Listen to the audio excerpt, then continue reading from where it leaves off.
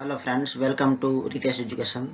तो आज हम क्लास 12 अकाउंटेंसी में chapter number 2 final account for partnership firm इसका क्वेश्चन नंबर 14 सॉल्व करने वाला है। इससे पहले का इंट्रोडक्शन पार्ट क्वेश्चन नंबर 8 से लेकर 13 तक का वीडियो की लिंक आपको आई बटन एंड डिस्क्रिप्शन बॉक्स में मिल जाएगी।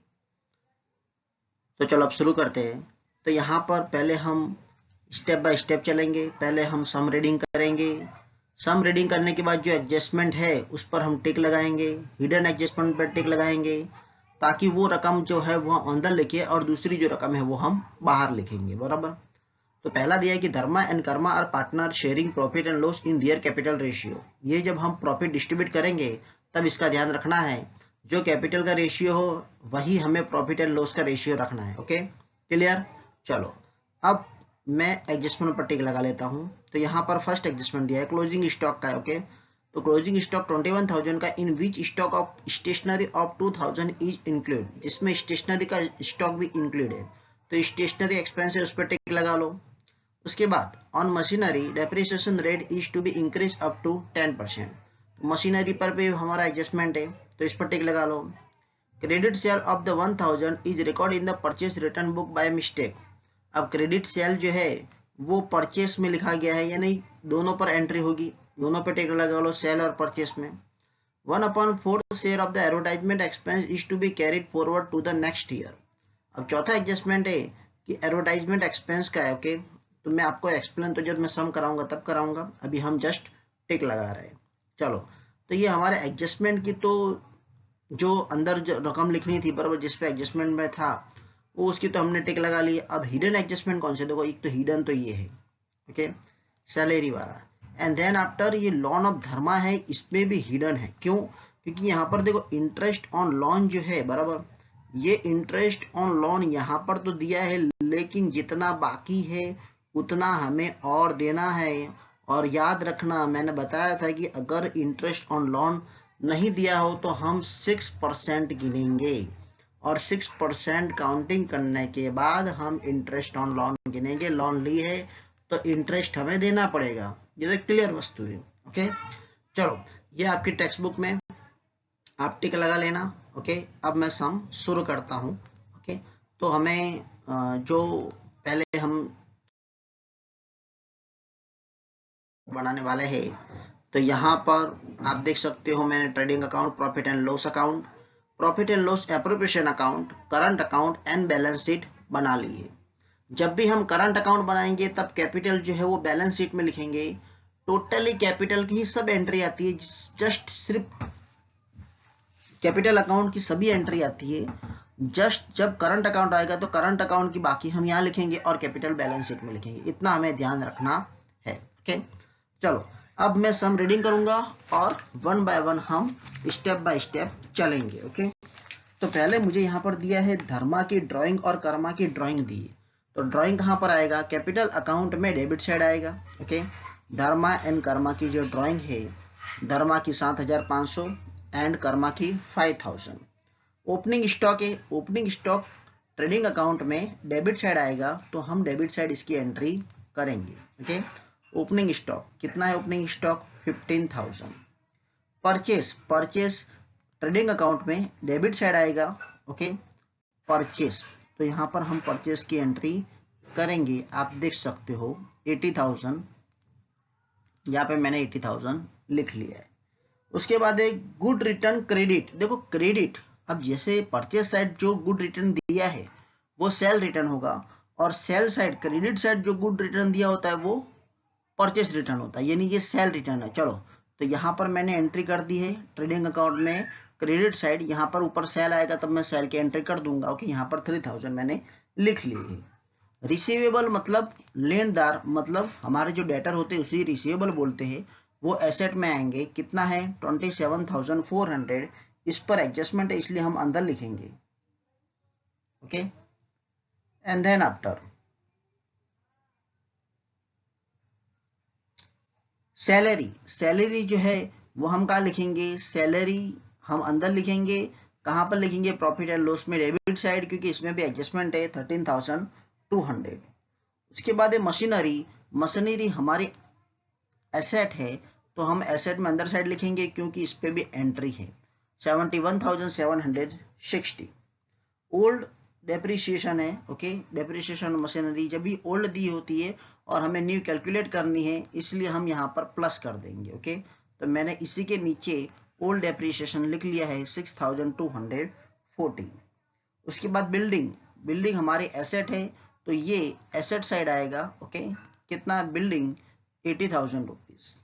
देन आफ्टर इंश्योरेंस प्रीमियम हमारा एक्सपेंस है तो insurance premium profit and loss में आएगा। मेरी को एंट्री छूट गई क्या? बिल्डिंग, सॉरी, वेजेस रह गया था, ओके। ऊपर वेजेस जो है वो एंट्री छूट गई थी। वेजेस कितना दिया है 1,600, तो वेजेस ट्रेडिंग अकाउंट में डेबिट साइड आएगा, ओके, मजूरी। उसके बाद इंश्योरेंस प्रीमियम जो है वो 1,800 प्रॉफिट एंड लॉस में डेबिट साइड आएगा क्योंकि हमारा खर्चा है। उसके बाद डिस्काउंट अलाउ, यानी हमने जो डिस्काउंट दिया है वो भी हमारा एक्सपेंस है इसलिए प्रॉफिट एंड लॉस में डेबिट साइड ही आएगा डिस्काउंट अलाउ। कितना है 3,200। उसके बाद interest on loan, interest on loan जो हमने बोरो लिए उसका इंटरेस्ट हमारा खर्चा ही होगा, इस पर एडजस्टमेंट है इसलिए हम अंदर रकम लिखेंगे 1,200। फर्नीचर, फर्नीचर जो है वो हमारे एसेट है तो एसेट है इसलिए हम एसेट में लिखेंगे फर्नीचर, इस पे कोई एडजस्टमेंट नहीं है इसलिए हम बाहर लिखेंगे 87,000। उसके बाद स्टेशनरी एक्सपेंस, स्टेशनरी एक्सपेंस जो है कितना है 7,000, प्रॉफिट एंड लॉस में डेबिट साइड लिखेंगे स्टेशनरी एक्सपेंस। स्टेशनरी जो है वो 7,000 लिखा, क्यों लिखा अंदर, क्योंकि इस पे एडजस्टमेंट है। फिर then after advertisement expense, advertisement expense भी यहाँ पर इसी के नीचे लिख लिया मैंने 36,000।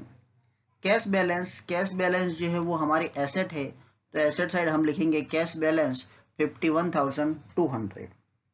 करंट अकाउंट, देखो करंट अकाउंट जिस साइड का दिया है उसी साइड लिखने का, तो यहाँ पर हमारे डेबिट साइड दिया है तो डेबिट साइड में लिखूंगा 1/4/2016 का टू बैलेंस बीडी 17,000 धर्मा में, कर्मा में हम डैश लगा देंगे, जिस साइड का उसी साइड लिखने का।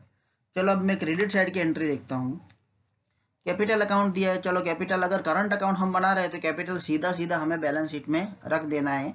धर्मा एंड कर्मा का कैपिटल मैंने यहाँ रख दिया है 1,40,000 एंड 1,20,000, दोनों का टोटल 2,60,000। सेल है, सेल ट्रेडिंग अकाउंट में क्रेडिट साइड आएगा सेल, ओके। तो यहाँ पर आप देख सकते हो 1,20,000। गुड रिटर्न डेबिट, अब ये डेबिट है यानी ये परचेस रिटर्न है, ओके। डेबिट साइड जो क्रेडिट साइड जो एंट्री दी है वो क्या है परचेज रिटर्न है, ओके, क्योंकि रिटर्न की अपोजिट एंट्री होगी परचेज से और सेल की भी अपोजिट होगी, ओके। यानी परचेज रिटर्न में मैं यहाँ पर 2,000 माइनस कर देता हूँ, ओके। 80 में से 278 बचेगा remaining. Then after payable, payable मतलब देनी होंगी, बराबर, तो ये कहाँ पर आएगा हमारी लाइबिलिटीज है, ओके। तो 79,000 जो है वो पेएबल में आएंगे। 79, सॉरी ये पेएबल मतलब ये हमारा क्रेडिटर रहेंगे, रिसीवेबल पेएबल, सॉरी, ये देनदार 79,000। इस पे भी एडजस्टमेंट है। वेजेस आउटस्टैंडिंग, तो ये हमारी लाइबिलिटीज है, तो लाइबिलिटीज है तो देखो आपके टेक्स्ट बुक में सेल्स आउटस्टैंडिंग दिया है, बराबर, ठीक है, वो गलत दिया है, वो वेजेस आउटस्टैंडिंग आएगा। तो लाइबिलिटीज है 700, तो लाइबिलिटीज साइड लिखेंगे, okay, outstanding wages.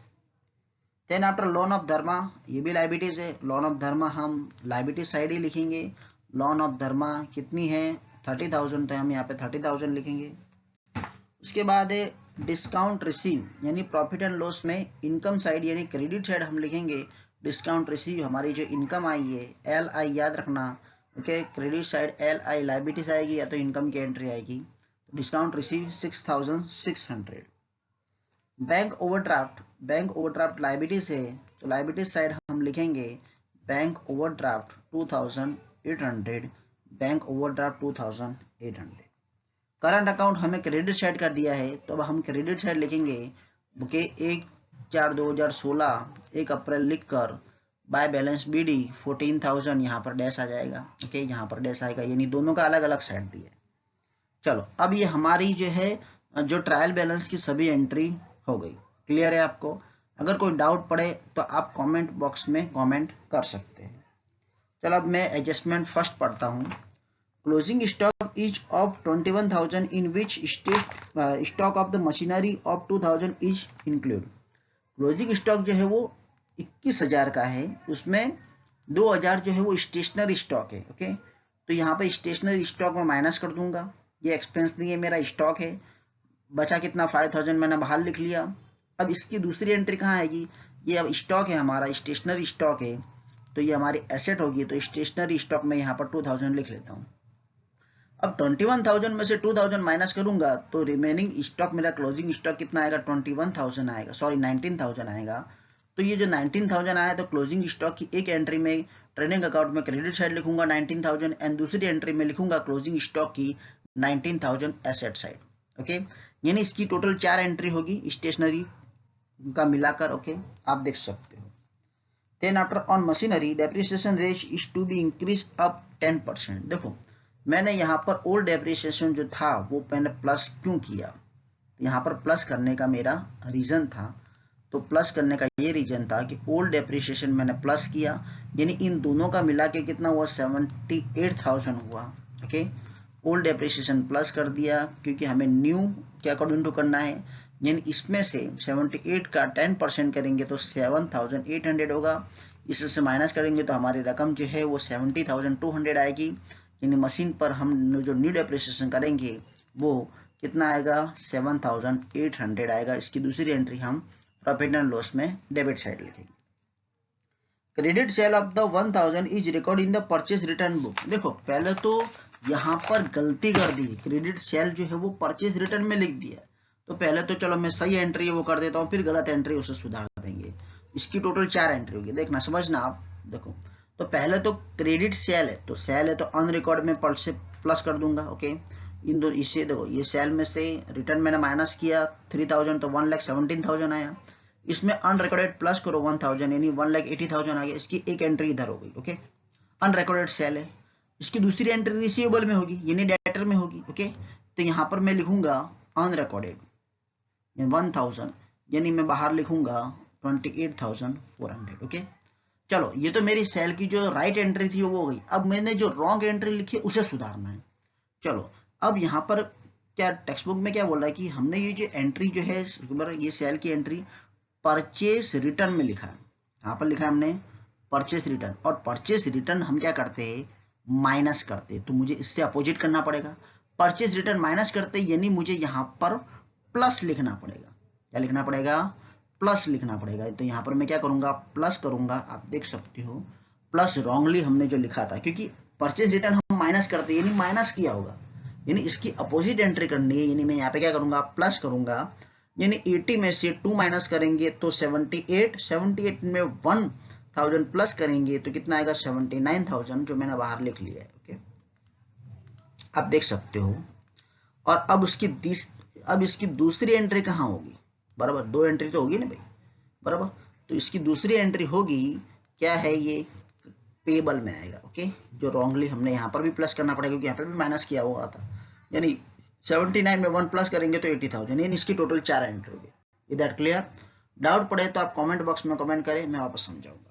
Okay, next है 1/4 share of the advertisement expense to be carried forward. Okay, यानी इसका जो हमारा जो एडवर्टाइजमेंट एक्सपेंस है उसका चौथा भाग जो है वो नेक्स्ट ईयर के लिए ले जाना है। ओके, तब इसकी एंट्री क्या होगी, यानी 1/4 कर दो, तो 1/4 करोगे। ओके, तो एडवर्टाइजमेंट एक्सपेंस 1/4 करें तो 9,000 आएगा। 9,000 जो प्रीपेड है वो नेक्स्ट ईयर के लिए है, माइनस करके 27,000 मैं बाहर लिख लूंगा, और इसकी दूसरी एंट्री आएगी प्रीपेड एडवर्टाइजमेंट। ओके, जो हमने एडवांस में चुकाया था वो हमारे एसेट होगी 9,000, इसकी 2 एंट्री हो गई। चलो अब हम हिडन एंट्री पे आएंगे, तो हिडन एंट्री मुझे दी है सैलरी की। ओके, जो सैलरी मैंने जो चुकाई है कारीगरों की वो फरवरी तक की चुकाई है, 28 फरवरी। ओके, तो सैलरी की काउंटिंग हम कैसे करेंगे, तो देखो जैसे मान लो कि यहाँ पर 11 महीने का मैंने 13,200 चुकाया, सैलरी में आपका 13,200 दिया है, तो एक महीने का कितना, यानी ये 1 मल्टीप्लाई बाय 13,200 डिवाइड बाय 11 करोगे तो 1,200 रुपये आएगा, यानी एक महीने का चुकाना बाकी है, यानी एक महीने का हम क्या लिखेंगे, प्लस करेंगे आउटस्टैंडिंग। ओके, और दूसरी एंट्री हम क्या लिखेंगे, लायबिलिटीज में लिखेंगे, तो यहाँ पर प्लस आउटस्टैंडिंग 1,200, दोनों का टोटल मिला के 14,400। इसकी दूसरी एंट्री आएगी आउटस्टैंडिंग सैलरी 1,200 लायबिलिटीज में। हो गया हमारा। चलो हिडन एंट्री ये पूरी हो गई। उसके बाद है चलो लोन, धर्मा की जो लोन है वो भी हमारी बाकी है। ओके, तो धर्मा ने जो लोन ली है उसका इंटरेस्ट हमारा लिखना बाकी है। देखो धर्मा ने लोन 30,000 के लिए, 30,000 का 6% आप गिनोगे तो कितना आएगा, 1,800, 1,800 आएगा। तो 1,200 तो चुका दिया है, कितना आउटस्टैंडिंग रहा 600, दोनों का मिला के 1,800 हो गया। तो यहाँ पर मैं इंटरेस्ट ऑन लोन कितना लिखूंगा 600, ये हिडन एंट्री बराबर। ये आपको समझना पड़ेगा, लोन अगर पार्टनर की हो तो उस पर हमें 6% देना ही देना है। अगर आ जाए तो याद रखना, इसमें कभी मिस्टेक मत करना।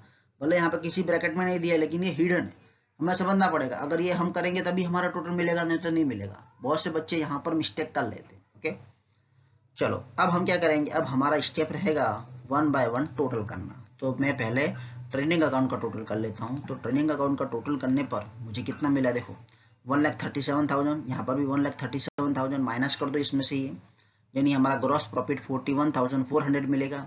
ये जो ग्रॉस प्रॉफिट हम यहाँ लाएंगे यानी 41,400 मिलेगा। इसका दोनों का टोटल करेंगे तो टोटल कितना आएगा, आ जा सेम 61,000 बराबर। 61,000 हम टोटल करेंगे तो यहाँ पर ये मेरा नेट लॉस आ गया कितना 13,000। इसका टोटल ज्यादा है, डेबिट साइड का टोटल, एक्सपेंस का टोटल ज्यादा है, यानी हमारा नेट लॉस हो गया। नेट लॉस जो है वो हम profit and loss appropriation account में कहाँ पर लिखेंगे, डेबिट साइड लिखेंगे नेट लॉस। अब यहाँ पर देखो कैपिटल रेशियो मैंने आपको बोला था कि फर्स्ट जो, देखो आपके सम के पहली 2 लाइन में लिखा है, क्या लिखा है, Dharma and Karma are the partner sharing profit and loss in their capital ratio. तो कैपिटल रेशियो के according to profit and loss distribute करते। तो यहाँ पर मैंने क्या किया, देखो कैपिटल रेशियो जो है, कैपिटल कितने 1,40,000 एंड 1,20,000, तो 1,40,000 अपन 1,20,000 करो बराबर। अब इसका हम रेशियो फाइंड करेंगे। बोले सर रेशियो कैसे फाइंड करेंगे, देखो 4 0 से 4 0 कट, 2 3 4 कट गया। ओके 2 7 जा 2 6 कितना है 7:6 आया कि नहीं है, यानी हमें यहाँ पर जो प्रॉफिट एंड लॉस डिस्ट्रीब्यूट करना है वो 7:6 में करना है। तो मैं यहाँ पर 13,000 लिख दूंगा एंड देन आफ्टर में डिविजिबल लॉस लिखूंगा, कितना लिखूंगा 7:6 के अकॉर्डिंग टू, यानी 30,000 का 13,000 मल्टीप्लाई बाय 7/13 करूंगा तब 7,000 आएगा, एंड 13,000 मल्टीप्लाई बाय 6/13 करूंगा तो 6,000 आएगा। अब ये क्रेडिट साइड एंट्री है तो यहाँ पर कहाँ पर आएगा, ये डेबिट साइड आएगा। ओके तो यहाँ पर हम लिखेंगे करंट अकाउंट, करंट अकाउंट में लिखूंगा डिविजिबल लॉस 7,000 एंड 6,000। ओके अब देखो धर्मा का टोटल 31,500 आ रहा है। ओके यानी धर्मा का टोटल ज्यादा आ रहा है डेबिट साइड का बराबर, यानी हमारे यहाँ पर बैलेंस सीडी कितना आएगा 31,500 आएगा। ओके कर्मा का टोटल इस साइड का ज्यादा आ रहा है, ये 11,000 आ रहा है। ओके यानी मैं यहाँ पर टोटल पहले लिख देता हूँ 14,000। अब उसके बाद इसकी बैलेंस जो सीडी आएगी कैरी फॉरवर्ड करेंगे वो डेबिट साइड आएगा। यानी देखो करंट अकाउंट में जिस साइड का उसी साइड लिखते हैं हम। ओके तो कर्मा का डेबिट साइड है तो डेबिट साइड लिखो, धर्मा का क्रेडिट साइड है क्रेडिट साइड लिखो, इन दोनों का टोटल कर लो, यानी 3,78,300 आएगा। देखो ये कर्मा की कैपिटल करंट अकाउंट की बाकी हमने यहाँ पर ला दी, जिस साइड उसी साइड लिखना है। करंट अकाउंट तो बहुत ईजी है। देन आफ्टर धर्मा का कितना है 31,500, तो 31,500 यहाँ पर आएगा। इन दोनों का टोटल मिल गया, हमारा सवाल सही हो गया। Okay thank you for watching video. अगर कोई भी डाउट हो तो प्लीज कमेंट बॉक्स में कमेंट जरूर करें, मैं आपके डाउट सॉल्व करने का ट्राई करूंगा। लेकिन मेरे ख्याल से तो कोई डाउट होगा ही नहीं बराबर, क्योंकि मैंने समझाया इस प्रकार है। बहुत ही मतलब ये जो वीडियो बनाया है इसमें मेहनत भी मैंने बहुत की है बराबर, 1 बाय 1 स्टेप बाय स्टेप आपको क्लियरली जो बता सकूं। इतने बड़े साम हैं, स्पेस रखना ने। चलो thank you for watching video. Okay.